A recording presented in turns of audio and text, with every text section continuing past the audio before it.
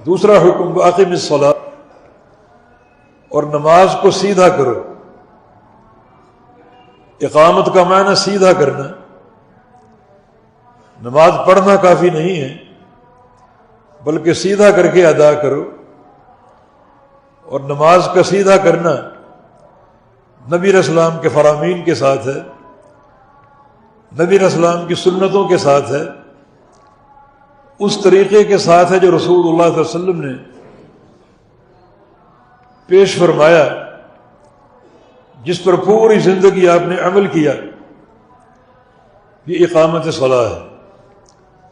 مرضی کی نماز قابل قبول نہیں ہے۔ یہ ایسی نماز جس کو پڑھتے ہوئے آپ کے ذہنوں میں اپنے بزرگوں کا تصور ہو، یہ باپ دادا کی نماز ہے اور قوم قبیلے برادری میں یہ نماز پڑھی جاتی ہے، اس طریقے سے روح گردانی کرنا ممکن نہیں ہے۔ یہ نماز کو سیدھا کر کے ادا کرنا نہیں ہے۔ نماز کا سیدھا کرنا نبی علیہ السلام کے فرامین کے ساتھ ہے۔ آپ کا حکم ہے صلو کما رأیتمونی اصلی، بالکل ویسی نماز پڑھو جیسی مجھے پڑھتے ہوئے دیکھتے ہو، کوئی فرق نہ ہو۔ مساجد کی طرف آپ جا رہے ہو نماز ادا کرنے کے لیے تو آپ کے ذہنوں میں، قلب و دماغ میں ایک ہی نماز سمائی ہو اور بیٹھی ہو، اور وہ نماز نبوی ہے، اللہ کے پیارے پیغمبر کے طریقے کی، جو عین آپ کی سنت کے مطابق ہو، وہی نماز قابل قبول ہے۔ رب مصل لا خلاق لہ، یہ بات علامات قیامت میں سے ہے کہ بہت سے نمازی ہوں گے، مساجد آباد ہوں گی، مگر اکثر نمازیوں کی نماز ایسی ہوگی کہ ان کا کوئی ثواب نہیں بنے گا، رد کر دی جائیں گی، ٹھکرا دی جائیں گی۔ تو آج غور کرو اکثریت کیسی نماز پڑھتی۔ جو لوگ اسلام میں داخل ہیں، نمازیں پڑھتے ہیں، ان میں سے اکثر لوگوں کی نمازیں کیسی ہیں؟ نبی علیہ السلام کی پیش گوئی حق ہے کہ اکثر نمازی ایسے ہوں گے جنہیں ان کی نماز کا ثواب نہیں ملے گا۔ وہ نماز ان کے باپ دادا کے طریقے کی ہوگی اور ان کے ذہن کے کسی گوشے میں نبی علیہ السلام کی سنت کا خیال تک نہیں ہوگا، بصیرت سے خالی، عزیمت سے خالی، سنت کی اتباع سے خالی۔ حکم نماز پڑھنے کا نہیں ہے بلکہ سیدھا کر کے پڑھنے کا ہے۔ وَأَقِمِ الصَّلَاةَ، اور نماز کو سیدھا کر کے ادا کرو، اور سیدھا کر کے ادا کرنا نبی علیہ السلام کے طریقے اور آپ کی سنت کے ساتھ مشروط ہے۔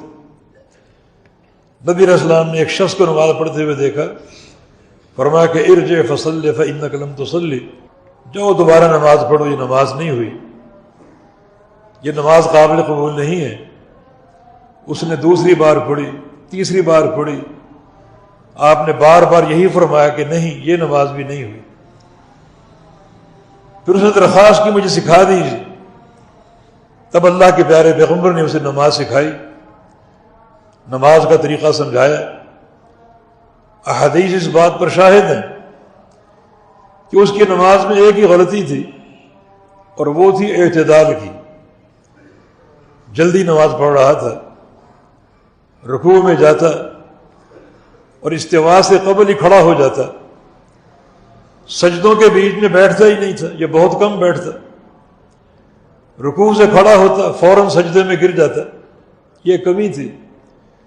فرمایا کہ نماز ہوئی ہی نہیں، دوبارہ پڑھو۔ جب اس کو سکھا دی گئی، اس نے سیکھ لی، تو اس کی زندگی بھر کی نمازیں نبی علیہ السلام کی سنت اور آپ کی تعلیم کے مطابق ادا ہوئی۔ یہ حدیث بھی اس بات کی دلیل ہے کہ فہم قرآن کے لیے ہم کس قدر اللہ کے پیغمبر کی سنتوں، آپ کی احادیث اور آپ کے فرامین کے محتاج ہیں۔ تو اقیم الصلاۃ، یہ دوسرا حکم ہے کہ نمازوں کو سیدھا کر کے ادا کرو، اور نمازوں کا سیدھا ہونا اس کی ایک صورت یہ بھی ہے کہ وقت پر ادا کرو، جو وقت اللہ تعالیٰ نے مقرر فرما دیا، جس وقت کی پیارے پیغمبر نے تعلیم دے دی، اس وقت میں ادا کرو، نہ اس سے قبل نہ اس کے بعد۔ اس وقت کے گزرنے کے بعد اگر پڑھو گے تو وہ تمہاری خواہش اور مرضی کی نماز ہوگی، نبی علیہ السلام کی نماز نہیں ہوگی۔ اللہ کے پیارے پیغمبر کی نمازوں کے اوقات ہیں، ان اوقات کی پابندی ضروری ہے، اسی سے نماز سیدھی ہوگی۔ اور اگر اب تاخیر بجا لاتے رہے اور وقت گزارتے رہے اور پھر تاخیر سے پڑھے تو وہ آپ کی خواہش کی نماز ہوگی، وہ اللہ کے پیغمبر کی اتباع میں نہیں ہوگی، وہ آپ کی مرضی کی نماز ہوگی، مرضی کے وقت کی نماز ہوگی۔ شریعت نے ایک وقت مقرر کر دیا ہے جس کا معنی یہ کہ سارے مشاغل چھوڑ کر نماز ادا کر لو، نماز کو اہمیت دو، اس میں تاخیر نہ کرو۔ اگر تاخیر نہیں کرو گے اور شریعت کے مقرر کردہ وقت کی پابندی کرو گے تو اس کا ایک ہی معنی ہوگا کہ یہ نماز عین شریعت کے مطابق ہے، اور اگر لیٹ کر کے ادا کرو گے تو اس کا ایک ہی معنی ہوگا کہ یہ نماز شریعت کے مطابق نہیں ہے، آپ کی خواہش کے مطابق ہے اور آپ کی مرضی کے مطابق ہے، جو اقیم الصلاۃ کے خلاف ہے۔ اقیم الصلاۃ، نماز کو بالکل سیدھا کر دو وقت کی حفاظت کے ساتھ، اور نماز میں اللہ کے پیارے پیغمبر سے ثابت آداب، طریقوں اور سنتوں کے ساتھ یہ نماز کی اقامت ہے۔